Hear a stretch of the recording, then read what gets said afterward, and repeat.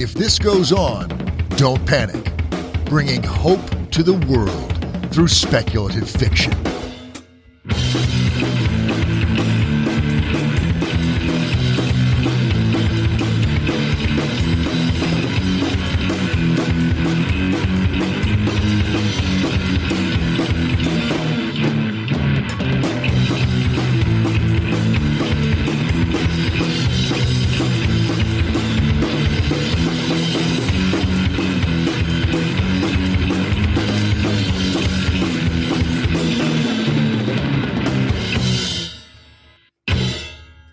Hello all.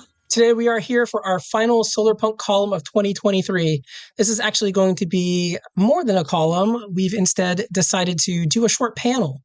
Before we get started, I want to say we received these questions from members of the Solarpunk Magazine's Discord server.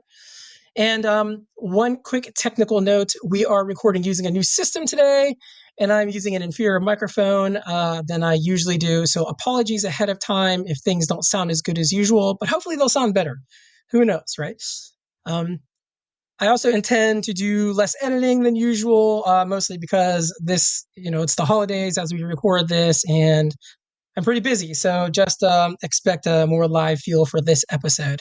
So let's get started. Today we have Justine Norton-Kertson here with us. Justine Norton-Kertson. Justine, I always mess up your name. No matter how many times I say it, I get your last names flipped like every time. No problem. You all don't know because I always have to redo it and edit it after I've recorded it. We also have Susan Kaye Quinn. Hello. And Navarre Bartz. Hello. So why don't we go around and each of you can give a very short bio on yourself. Let's start with Justine and then go to Susan and then Navarre. Sure. My name is Justine. Like Alan said, I'm the co-editor and chief over at Solapunk Magazine and also the editor-in-chief of Android Press. And I do some of my own writing as well in the Solarpunk genre and others too. Great, thank you. Susan? I'm Susan Kaye Quinn. I'm a writer. I've been self-publishing since 2011 and written a bunch of stuff, but most recently really diving deep into Hope Punk and Solarpunk, getting some short fiction out there, have a novel series, and just finished a screenplay for a TV pilot. So kind of all over the place, but excited about the genre. Awesome. Fingers crossed for you on that TV pilot. I think we could all enjoy seeing your TV show on. Yeah. Thank you. Sure. Navarre.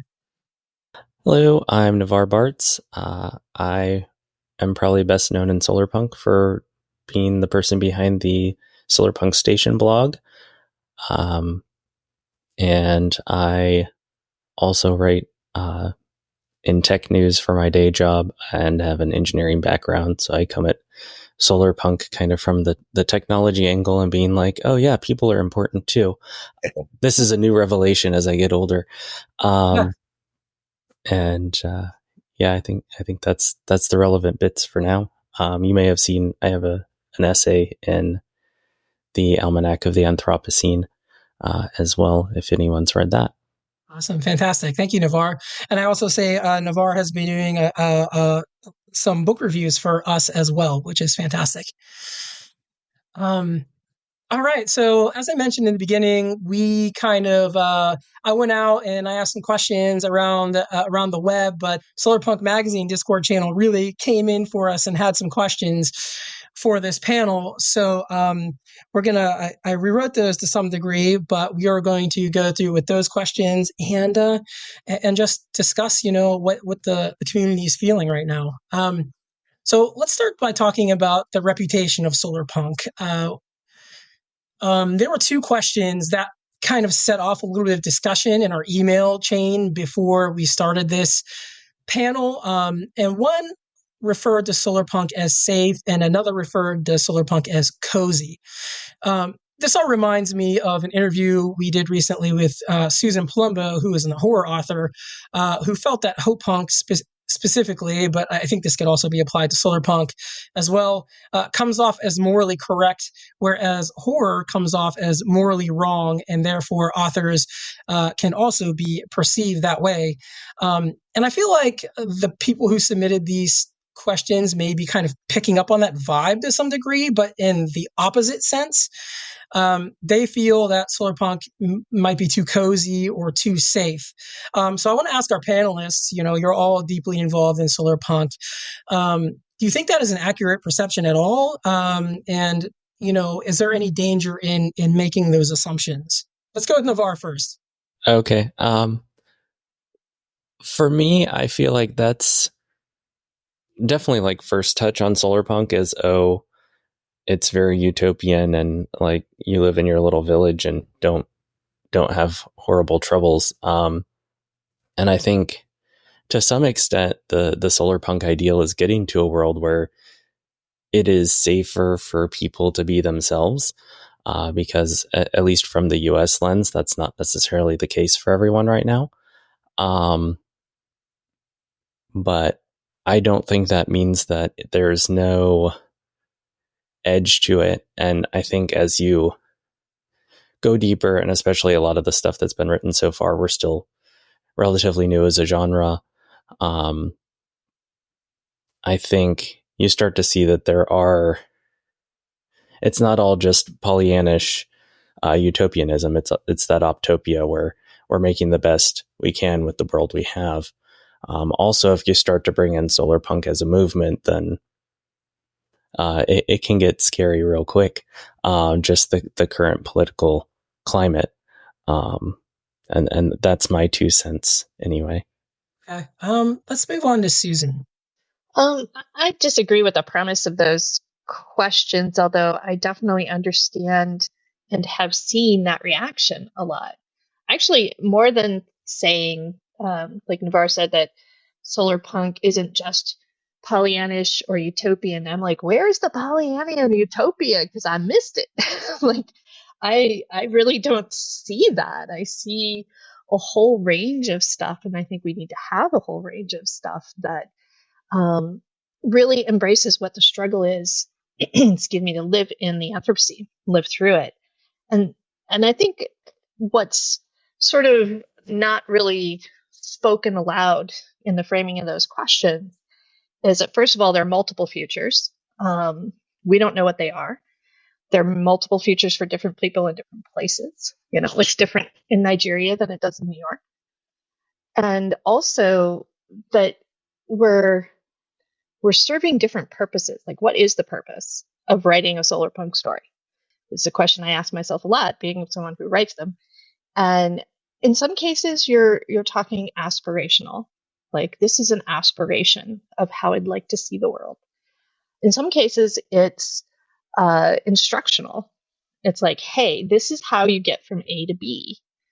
And we know what A is right now. It's pretty much a disaster and like heading towards worse disasters. So what does B look like? What are the stages along the way? How can we get halfway down the road and still be fighting? And what does that fight look like? What do we actually have to change? And I think Solarpunk does, at least the stories that I've read and have been attracted to, really grapple strongly with those ideas.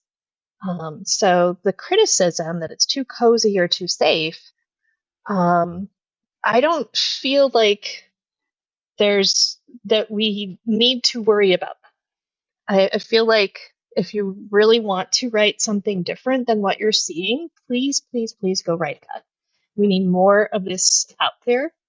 And if you spend all your time in critique of the other folks doing it wrong, like, that's not as productive as to where I feel like we need to go. We just don't have time to do, definitely critique the system that we have. I think that's largely what Solarpunk and even Hope Punk is, basically a critique of the brutality of the system. And if you're coming from that place, you have a million stories you can tell. All right, great. Justine, anything to add there? Well, I mean, I agree with both. Well, not that there's two sides necessarily, but I mean, I definitely see where people get the idea that Solarpunk is like about coziness. I mean, I think that sort of vibe in that word is commonly found next to Solarpunk and in definitions of Solarpunk. And a lot of the work out there definitely fits that.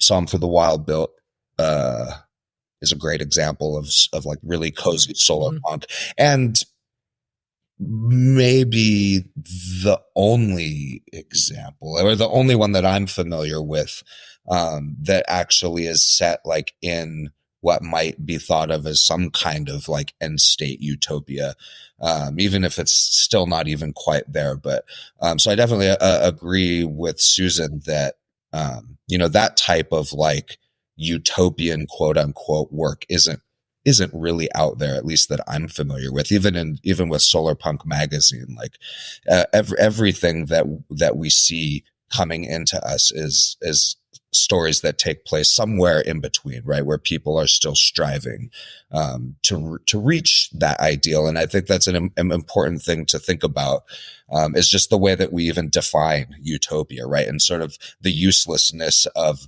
the idea of it as some sort of like perfect end state. And just, getting beyond that and realizing that's never going to happen. And so really that kind of idea of optopia, right, is much more important, whether we keep calling it utopia or not.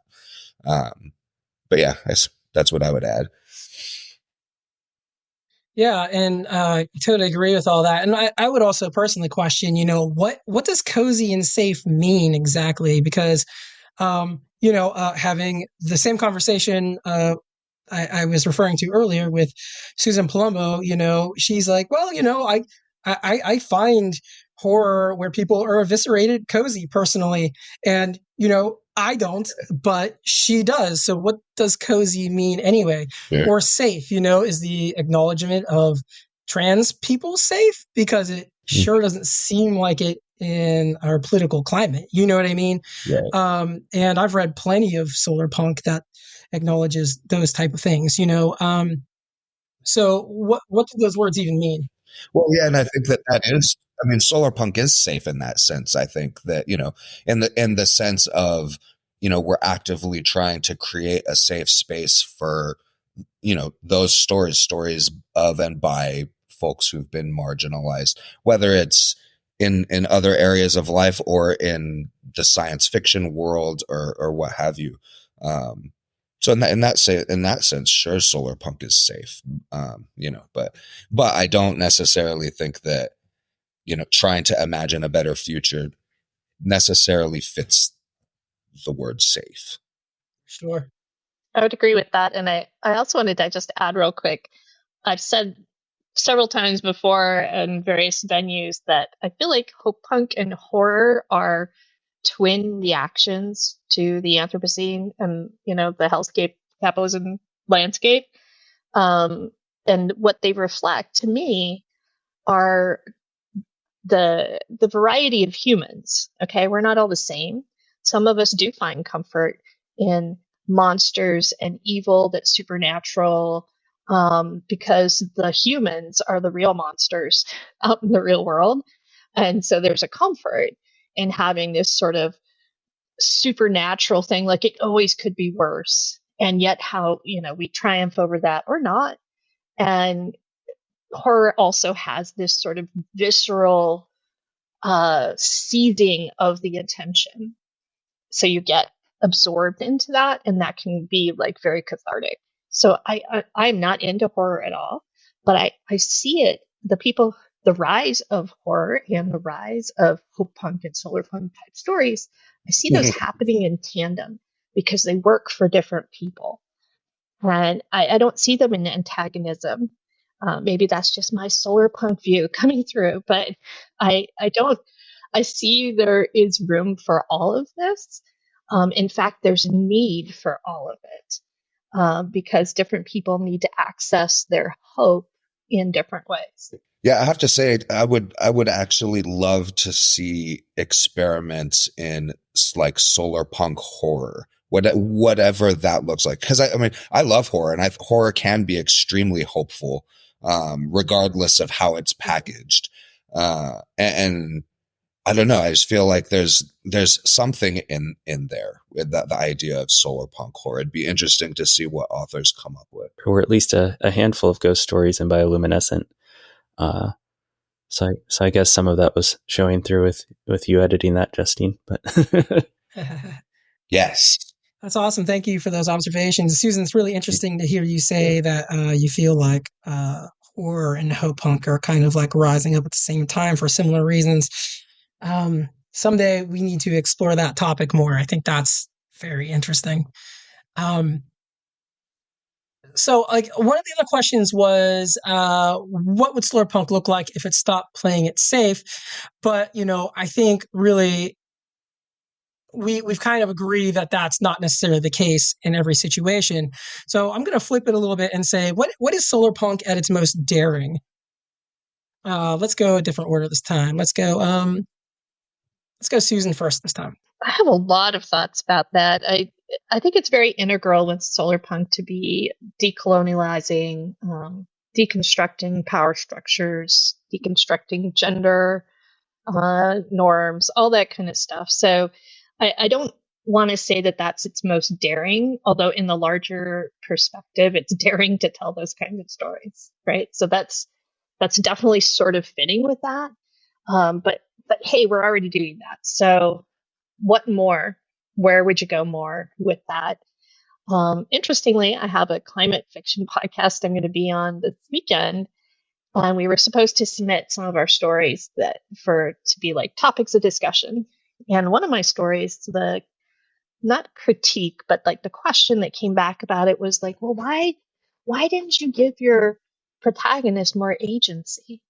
Didn't she lose agency when the collective that she's a part of ended up having, deferring to this older elder in her decision making for the group? And I had a very interesting reaction to that, where I was like, okay, but that was the most daring part of the story, was that I didn't have to have the lone hero going out and having all the agency and having them be the person that solved the problem and made the decision, that it was a group effort and it was a family. Because I don't know about y'all's family, but I'm not always the decision maker in my family. We kind of collectively get together and decide what's best for everybody, and what's best for individuals also. And I feel like more collective storytelling and really looking at what that looks like in reality would be a very daring way for Solarpunk to go. And I'm starting to see some of that. I want to see more of it. Yeah, I love that idea. That's I was just reading Another Life, and When We Hold Each Other Up, and they both have certain elements of one. I think a lot of the better Solarpunk stories, even if you might say they trend to the cozy when they are in a smaller, like, village type thing, like, it's how is that person, you still have like a viewpoint character, because that's easier to relate to, but it's how is that person seated in their community and how do they work with their community more than I'm going to save all of these poor, hopeless people. And also moving away from that hero's journey type narrative as the only story we tell. Those are still great stories, but they've been our predominant story structure for so long. And When We Hold Each Other Up especially kind of felt a little weird, the ending, to me, without any spoilers, just that it didn't really fit that trope. There was no real big final confrontation. It was, how do we fix the problem, but more as a group. And at first it kind of felt maybe unsatisfying, and some of it's like, how do I reprogram myself to stop only accepting this one type of story? So yeah, what Susan said. Yes, exactly. Justine, do you have anything to add to that? Sure. To, I guess, take it in a slightly different direction. Because I think there's so many answers to this question that are good answers. But I think that stories that really engage with climate catastrophe, right? That like, don't just assume that utopia is distant or is going to skip any of that, and like, engage with it and build off of it, and then tell us stories about how people build a better world despite the consequences of the way that we've treated the planet. So like, Kim Stanley Robinson's New York 2147, I think is what it's called, is a good example, right? Where people are living and making do in a flooded out New York. Renan Bernardo's collection, Different Kind of Defiance, that's coming out this spring, is another example. A number of the stories take place in a flooded out Rio de Janeiro. And then sort of in the same vein of Robinson's book, are sort of stories of how people are surviving and doing the best they can, but also building a better world from sort of the scraps of climate catastrophe. And so I think those stories are pretty bold and daring, because they're not only hopeful, but they also really recognize the damage that we've already done, and the fact that, getting to where we want to be is not going to be an easy thing. Yeah. Just to summarize really quickly, I think the answer so far, our community, and you said climate catastrophe, right? And community really kind of goes in the face of a lot of how fantasy and science fiction is written these days. You've got the lone hero or the farm boy hero, that kind of trope that has just been used so and so and so much, right? And the community aspect really kind of flies in the face of that, which I think, for writers can be pretty daring, to kind of break out of that. And to address climate change, which has obviously real political implications, and fly in the face of real political power. I think there's something daring about that too, because there's no beating around the bush there. It goes straight to the top, straight to the situation, without really hiding it. So, okay, now bear with me on this next one. I've got some comments on it, but also the questions that come out of this, I think, are kind of big questions, and there's a couple of them, so we might have to circle around a couple of times on this one. The next question was, how can Solarpunk portray political conflict in global systems? It is good at local stories and uncomfortable at larger scales. I personally think like the answer to this is world building. I was recently reading Ricardo Victoria and Martha Gonzalez Alcaraz's new book, Green New Worlds, A Quick Guide to Sustainability Through Science Fiction and Fantasy. And they were talking about how sustainability and specifically systems thinking can be thought of similarly to world building, and then like how that can be used to think about the real world, right? So I guess maybe this question goes in two different directions. How can world building in Solarpunk be improved to better delineate these kinds of ideas? So that's my first question. I'll save the second question until we talk about that a little bit. I guess to answer the question with an example instead, I feel like Sim Kern's Seeds for the Swarm does a really good job of this, because you do still have kind of the hero's journey, and it's a YA book, but it's couched in there's still stuff going on, at least continentally. And also you see at the beginning of the book, our protagonist goes to try to basically save the river in her hometown, and goes to the state legislature and gets ignored by them. And then things kind of cascade from there. But I think as someone who's meddled in local politics to probably an unhealthy extent, that felt very real. And then also just how that goes in a wider scope, as far as what the United States has become at that point in time, because it's at least somewhat near future, and how the climate catastrophe has changed relationships between regions and leads to this bigger, wider scale struggle in political arena, and how that touches on their lives. All right. Thanks, Navarre. Let's have Justine go now. Yeah, I think maybe kind of shifting the way that we think about world building is important to the question. And really, I guess in the sense of thinking about world building more as storytelling in and of itself. Because I think a lot of times people think of world building as, and even authors as, right, like the stuff that happens, like your pre-writing exercises and stuff that goes on to sort of create your setting for your stories, right? But especially collective world building, which, so to sort of get back to the idea of community storytelling, collective world building, sitting down with a group of people and thinking about what a different kind of world would look like, is its own kind of storytelling and community storytelling in and of itself. And so I think just doing the act of world building by itself is a great way to kind of use Solarpunk as a tool to kind of engage with those larger socioeconomic, political kinds of questions.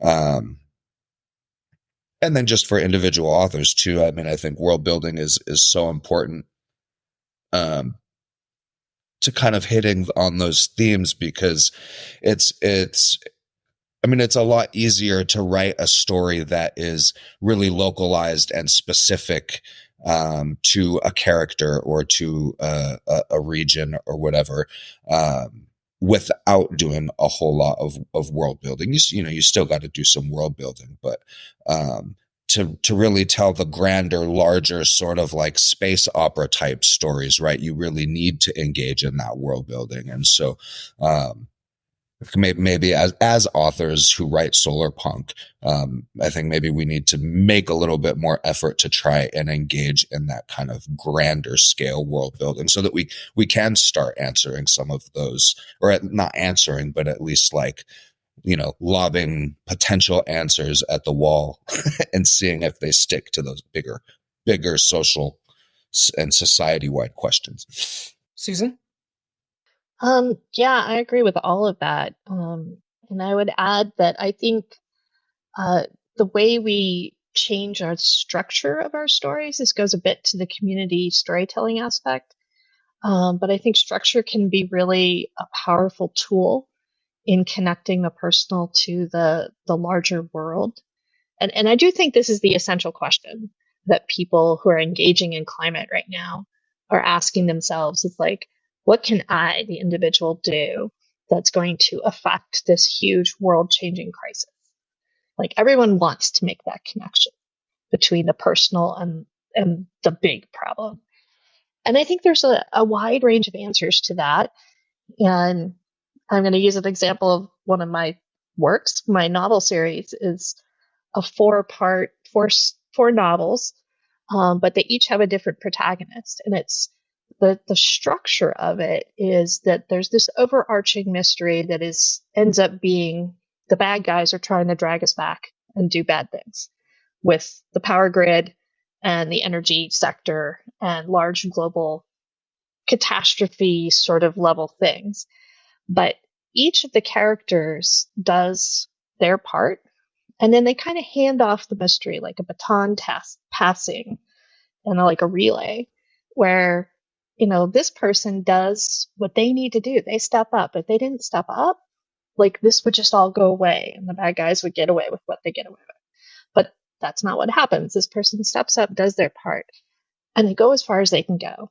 And then they hand it off to the next person. And so through the series, we get to see these different people operating in their personal realms with their personal traumas and problems that could easily dissuade them from stepping up. But they don't let that. They overcome that. And I feel like that structure, I did that very intentionally because I wanted to say, this is all of us together. Like, if any one of these pieces broke the link, it wouldn't work.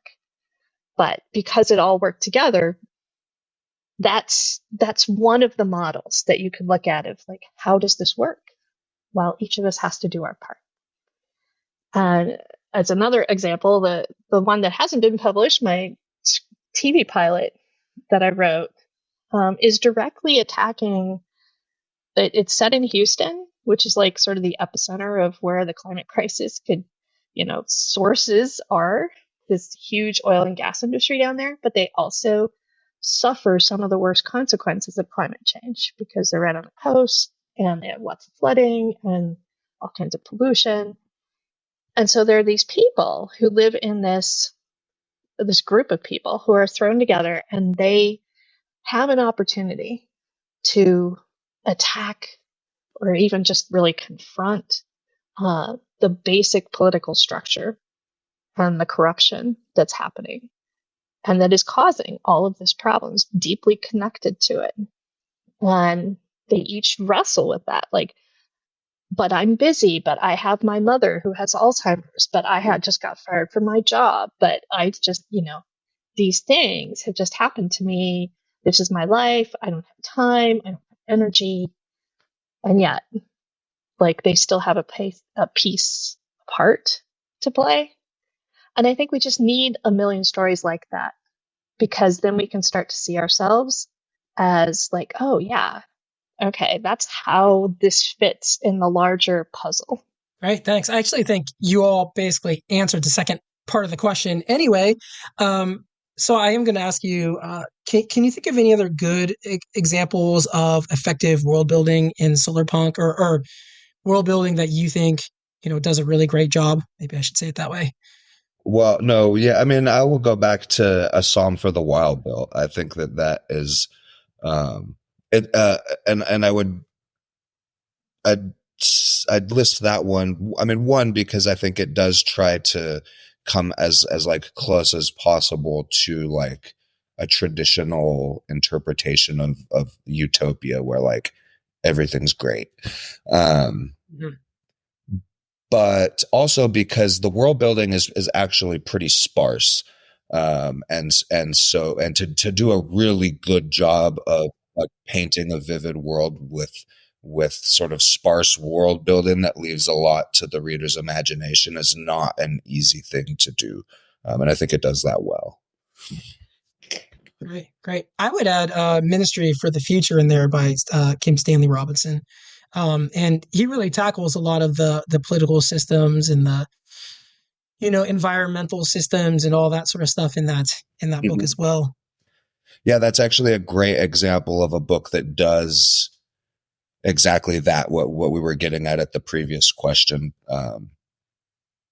trying to tackle bigger economic and really sort of like show how a society might go from A to B and kind of get to that better place. So I keep thinking, go ahead, Susan. Go ahead, Navarre, because I'm struggling. Okay. So again, I'm going to talk about them again, probably because I was just recording the review for them, but In Another Life and When We Hold Each Other Up, both of those books, I feel like they kind of couch it in a bigger context. So in Another Life, most of it's in a small community, but this community is providing important resources for basically the West Coast, especially LA, in a near future. And so they're kind of like the weird hippie commune out in the desert, but they're too important for the powers that be to mess with. And the world is in a better state maybe than it is now, but maybe not ideal. And so there's some tension there between sort of the outside world, I guess, and them, and sort of that bigger context. And then When We Hold Each Other Up is a lot more, a lot of smaller communities like you see in some of these stories, but we also get the main character as a storyteller. So they're going back and they're doing research on, we get some of that, what happened, how did we get to this world we're in right now. And I feel like Phoebe did a good job of not making that like a boring info dumpy part. It at least made sense in the context of the story. But there's that research going on, and this is how we got to where we are, and these people are kind of lost sight of this, and they're trying to, again, sort of I feel like one of the main antagonists of Solarpunk stories is often capitalism or hierarchical structures trying to reassert themselves, and how do we keep that from happening? And so people in that story, when they meet each other, they'll be like, how do you live in the world? Because people have found many different ways to live that are in harmony with each other and nature, which, at least for me, is one of the Solarpunk ideals, if I had to write down like a list of them. And just seeing that there are many different ways and everyone's sort of mostly coexisting happily. Yeah, I was going to say from Stanley Robinson's Ministry for the Future is my big example. But it makes me think, so first of all, yes, definitely that, because, and I think one of the reasons why that book resonated so much was because it came at the right time, but it also attempted in a very obvious way to give an answer, one of the answers, a possible answer. And when people were like, is there any answers out there? And Kim Stanley Robinson is like, yes, here's one. And people are like, wow, we've never heard of this before. And it's kind of ironic because, what do science fiction writers do? What have we done historically? It's build giant world systems, right? Like space opera, as Justine said, is like an entire genre where you build like this entire political, religious, social, economic system. And yet when we try to give some reality to that in our current near future world with respect to climate, it's like somehow that's a foreign territory. And I think we just talk about boldness. I think we just need to be more bold about telling that like applying the full skill set that we have as science fiction writers to imagining those futures and getting people to engage with that. Yeah. And I guess to kind of hop on that, to circle back to the original question about whether Solarpunk is cozy or safe. I mean, to some extent we want it to seem that way in an approachable way, because one of the things that science fiction and fantasy do is they kind of pull issues out of the real world and put them in a different context so people feel safer engaging with them and don't automatically go into defensive mode. And so, I mean, if people perceive Solarpunk as cozy and safe and feel like it's not dangerous to their personal held ideology to read a Solarpunk story, then maybe that's a good thing. Well, yeah, that's true. I think that segues perfectly into the next question, actually, which is how do we bring Solarpunk ideas to a wider community of people who might be turned off by a label or be hesitant about being part of a movement? And, I personally can relate to this.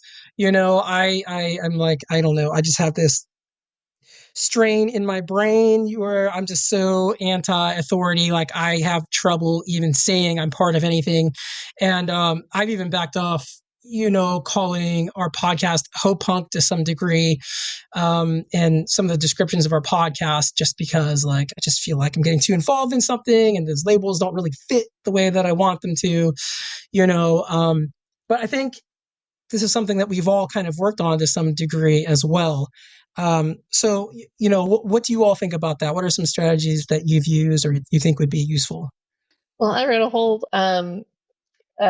article, nonfiction, about Hopunk, where I was basically defending the idea that it's okay to call it Hopunk, but at the same time, we don't have to, because it doesn't matter, because it's happening anyway. This is not something that's small. I see it popping up in the mainstream. I see it, and when I say hope punk, I mean Solarpunk. It's like hope punk as applied to the climate. I see it popping up in mainstream, more cooperative storylines, less hero's journey, more attacking capitalism, more actually including the climate effects, even if it's just part of the story. So I feel like, getting hung up on the idea of how can we make Solarpunk go mainstream, it's like that horse is already out of the barn. It actually is out there happening. It's just it's not identifying itself first. So in effect, this is already occurring. How can we get it to do it more? I guess for me, I want it to be more explicitly about near future climate. I want people to look at a story like Kim Stanley Robinson's Ministry for the Future, and they know that's about the climate. Like we're not pulling any punches there. He's not trying to pretend it's something else. He's like, here's a story. It's about the climate. Here's one way. And I feel like we need to, we as in I, need to tell those kinds of stories. But I don't feel like there's some kind of problem that we have to solve, except that we need just more of those stories. And how do we get more of those stories, more visibility? I see it already happening. So this is kind of a weak answer because I'm kind of saying, oh, it's not a problem. But it's really more like I feel like we just need to continue to encourage and surface those stories where we see them happening in the mainstream. And then maybe when we write our own stories, consider that it doesn't have to be like the ultimate monk and robot cozy utopia, or even a complete political restructuring like Kim Stanley Robinson's books. It can be something in between. It can have half mystery and half something else. Maybe it's half a horror story, but it's also climate horror, or maybe it's half, a cozy mystery, but also it's about a town that's impacted by climate change, or somebody who was, an activist, but then they were jailed. So like there are just so many stories out there. As long as we're telling some stories that address this problem, we're doing the right work. Is the way I like it. I agree. I think that Solarpunk already has to a real extent kind of hit mainstream, but that people just aren't calling it that, right? I mean, you've got like Disney's Strange World is a good example.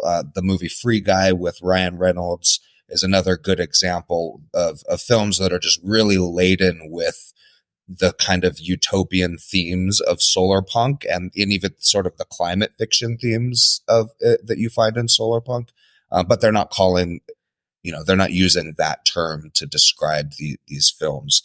But I also think the question kind of gets at what Navarre was saying when talking about Phoebe Wagner's book, When We Hold Each Other Up, and the idea that there's lots of different ways that we can create harmony between nature and people and technology and society, and really keeping an eye on that idea that if we want Solarpunk to keep spreading and reaching more eyes and ears,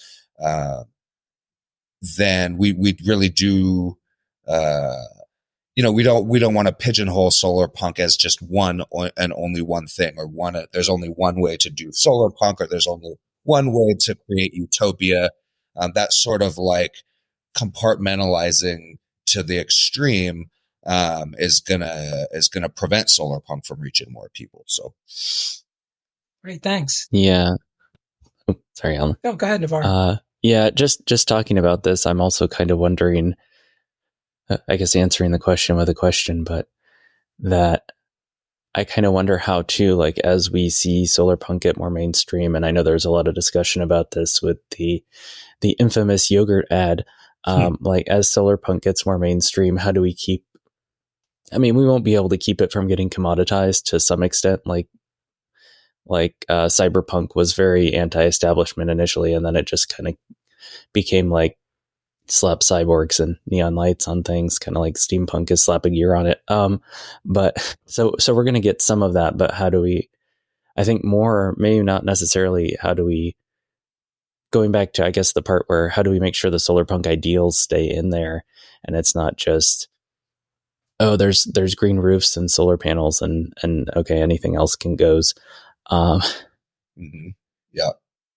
I think it's a valid critique and a concern. And at the same time, I'm very much not concerned.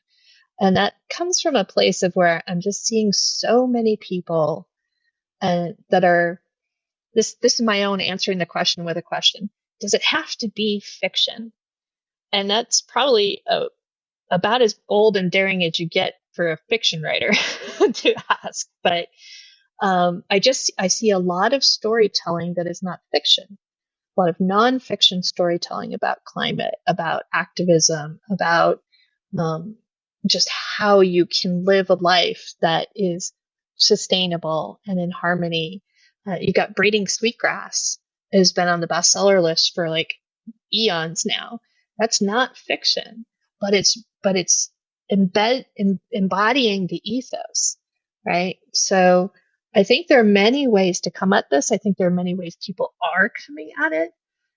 And I guess the challenge for us as fiction writers or in the fiction world is how do you take something where, like, if I told a story about a small town where someone stands up against the chemical factory at their fence line and gets them to move the, pollution away.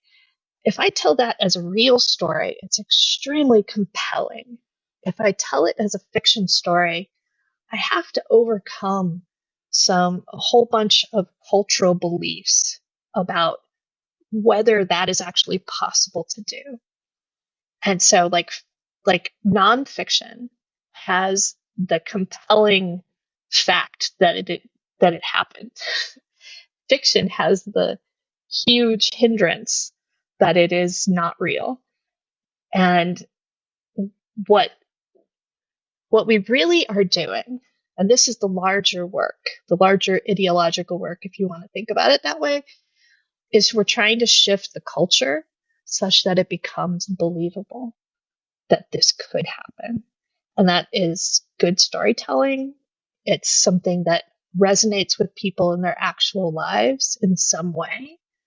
It's not just that we put it off on an alien planet, so now we can delete this belief and we can say, oh, well, sure, that happened at, Cronus 3, but it can never happen here on Earth. We need to tell the stories here on Earth that are believable enough that they bridge that and start to change the cultural norms. So I think it's a challenge. I think we can do it. I'm not worried about it being commoditized because that's like a tiny concern compared to the cultural change that we got to make. Right. Great answer. Okay, so we are actually coming up on time already, believe it or not.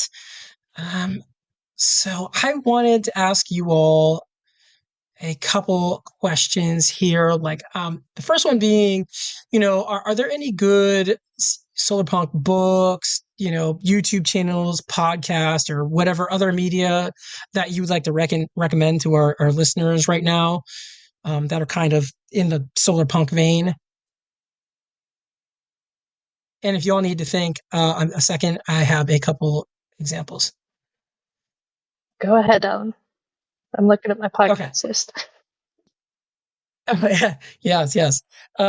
So the two I was going to recommend, I've been watching these on, I don't know, I watch them on Instagram, but I suspect they're probably also on TikTok. But one is The Garbage Queen, and she has her good climate change of the week news that she does, and then she also talks about, just everyday type of situations and news, kind of eco news stuff.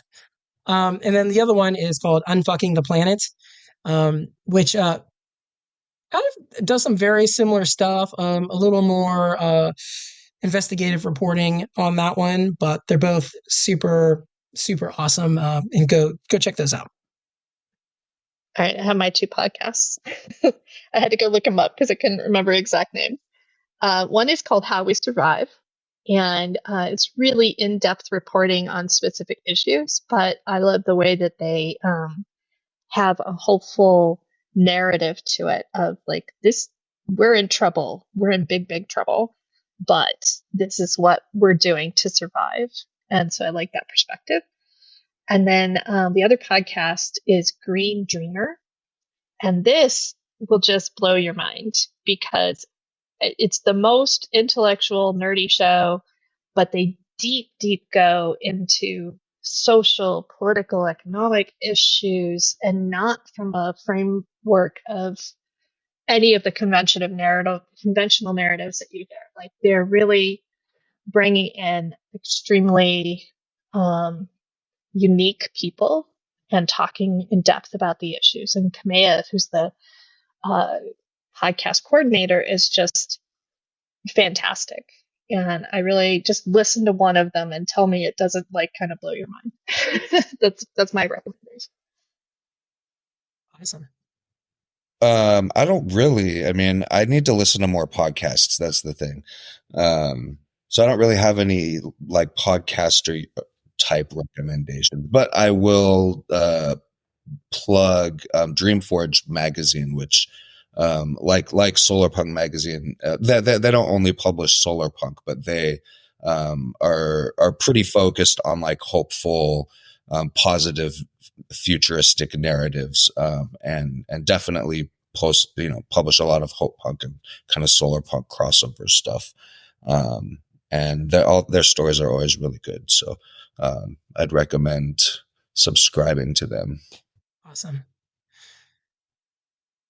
Navarre, you're kind of like our YouTube guru. So yeah, I have one podcast and a couple YouTube channels. So the podcast is Next Economy Now, which is it's nonfiction.